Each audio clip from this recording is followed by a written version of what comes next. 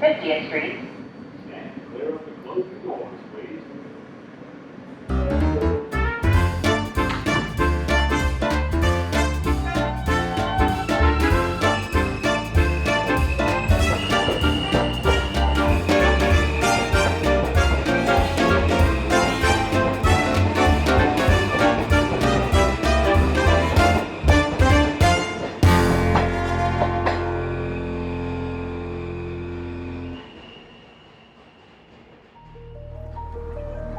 Nhắc tới thành phố New York, thường là mọi người sẽ nghĩ tới những cửa hàng thời trang lộng lẫy và những trang phục đắt tiền.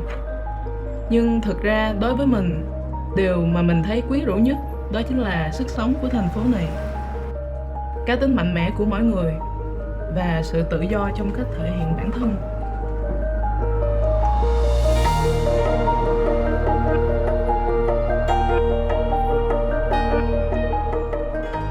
Trong vị trí là một nhà thiết kế thời trang, mình luôn mong muốn là sẽ tạo ra những bộ trang phục tôn lên cái cá tính riêng đó, đặc biệt là đối với người phụ nữ. Trong quá trình thiết kế, mình luôn đặt vị trí của người phụ nữ lên hàng đầu.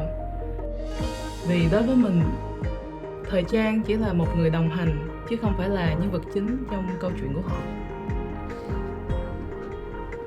Mỗi lần nhắc tới Tết là mình sẽ nghĩ tới cảnh mọi người tân trang, sửa soạn, đàn đúm, diện áo dài để đi chúc Tết và sau đó là xin tiền lì xì.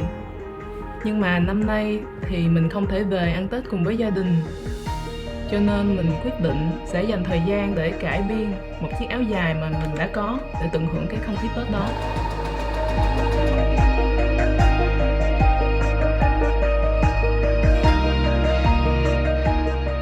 Mình mong muốn sẽ có một sự kết hợp và hòa quyện giữa nền văn hóa phương Đông và phương Tây để tạo ra một bộ áo dài với một góc nhìn hoàn toàn mới mà các bạn chưa bao giờ nhìn thấy.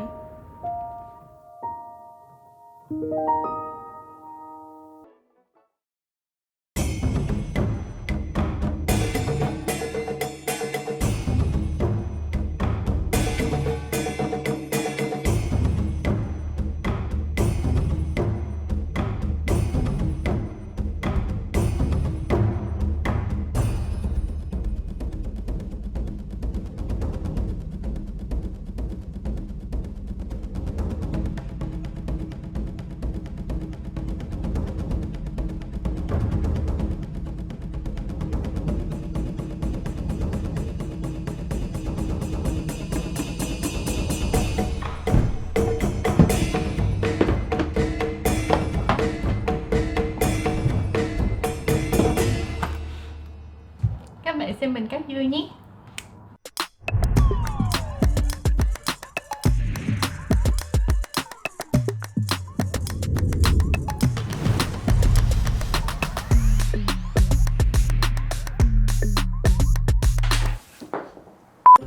Mỗi năm á, ở Việt Nam á, thì mình thường cắt dưa để tặng cho nội ngoại. Nhưng mà năm nay á, vì dịch nên là mình không có về nhà được. Nhưng mà mình vẫn muốn mang không khí Tết qua New York, thành ra mình lại tiếp tục cắt dưa. Mình thích những cái mà hoài cổ hay là truyền thống lắm. Đối với mình, việc cắt dưa là cạo đi những vết sẹo, những cái xấu xấu ở bên ngoài vỏ dưa để bỏ lên những cái chữ, những cái câu ý nghĩa, mang tới một ngoại hình mới cho trái dưa.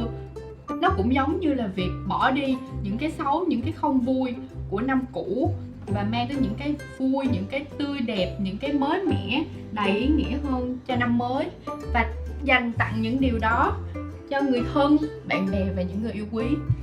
Giống như vậy nè, các bạn nghĩ sao?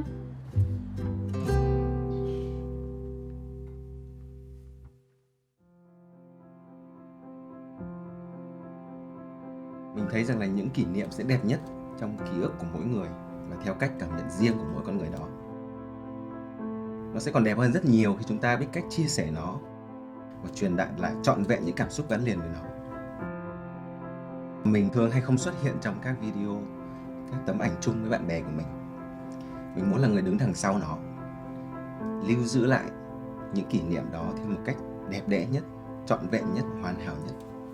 Mà chắc chắn là mình quay đẹp hơn các bạn của mình. Cái Tết của năm Covid này sẽ là một sự kiện rất đặc biệt đối với các bạn trẻ còn đang ở lại New York bây giờ.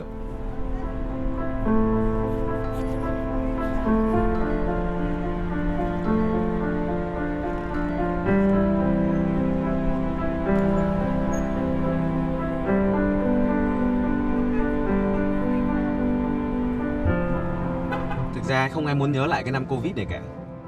Và mình không muốn cái video này mang ý nghĩa là một kỷ niệm. Cái video này mình muốn sẽ là một bức thư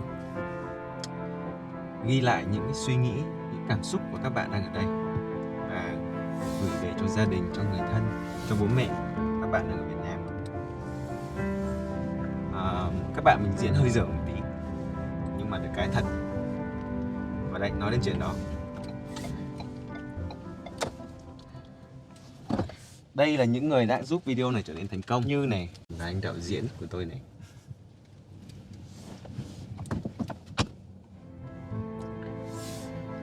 Rồi bây giờ chúng mình đang trên đường đi để thực hiện cảnh quay cuối cùng.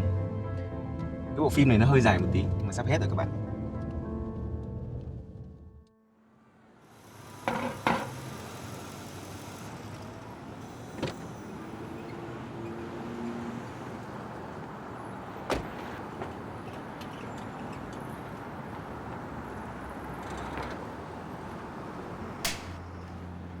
Mình là sếp và là chủ của hai nhà hàng Việt ở New York City, đó là cơm tấm Ninh Kiều và bánh Vietnamese Shop House.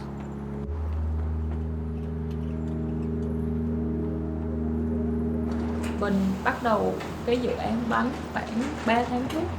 Đó là cái hoài bão và những ấp ủ của mình trong 8 năm ở Mỹ. Khi mà mình đi du lịch rất nhiều nơi ở Mỹ thì mình có một cái câu hỏi, đó là tại sao ẩm thực Việt Nam quá đa dạng và phong phú như vậy, nhưng mà người nước ngoài họ biết tới chỉ là phở với lại bánh mì thôi. Khi mà mình thiết kế menu thì mình đưa rất nhiều món thuần Việt vào menu, chẳng hạn như là bánh đập nè, phá lấu, cháo lòng. Thì rất là ngạc nhiên là khi mà mình bắt đầu mở cửa ngày đầu tiên là mọi người đã xếp hàng rất là lâu, nhiều khi chờ 2 tiếng đồng hồ mới vô. Thì cái đó là một cái tín hiệu rất đáng mừng là ok, mọi người đã sẵn sàng rồi. Và mình và team mình cũng sẵn sàng để mà giới thiệu nhiều hơn những cái món ăn mà hào hứng hơn. Nó không chỉ là phở và bánh mì, để cho mọi người biết thêm về ẩm thực Việt Nam. Khoảng thời gian mình ở Mỹ á, thì mình gặp rất nhiều khó khăn và khủng hoảng. Đặc biệt nhất á, là cái giai đoạn khi mà mình mới tới Mỹ. Mình không biết về văn hóa, mình không có tiền. Ngày mình rời Việt Nam mình chỉ có 100 đô trong túi thôi. Mình không quen biết ai hết trơn. Ở một thành phố mà nó quá đắt đỏ đi, và bản thân mình không biết bắt đầu từ đâu hết. Thì cái cảm giác cô đơn, cảm giác lạc lối nó thường trực với mình trong rất dài. Đặc biệt là những ngày Tết đến, khi mà bạn bè mình về thăm gia đình hết và mình ở lại New York đối diện với 4 bức tường và tự hỏi bản thân là ủa, mình đang làm gì vậy? Tại sao mình ở đây? Tại sao mình bắt đầu cái hành trình này? Thì sau này thì mình nhận ra một điều, đó là tất cả những người con xa xứ họ đều có một cái khát khao. Đó là khát khao được trở về bên gia đình, được trở về là chính mình. Thì lúc đó mình tự hứa với bản thân mình là sau này khi mà mình có điều kiện hơn á, thì mình sẽ tổ chức những bữa tiệc giao thừa cho những người Việt ở đây mà không có cơ hội được về Việt Nam, đặc biệt là trong dịch Covid này.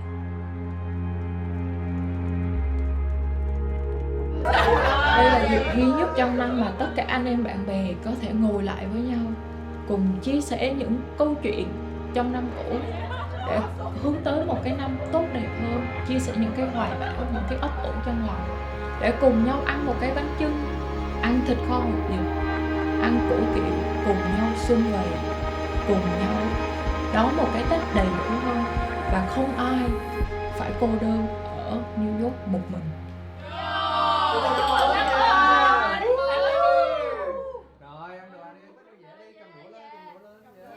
Dù bạn ở đâu đi nữa, con nghĩ về Tết thì Tết vẫn đến. Khi tới Tết chỉ muốn được trở về nhà, về với bữa cơm gia đình, về với những người mà mình thương yêu. Ước gì giờ có thể trở về nhà bằng cách nào cũng được, miễn Tết chỉ cần được trở về.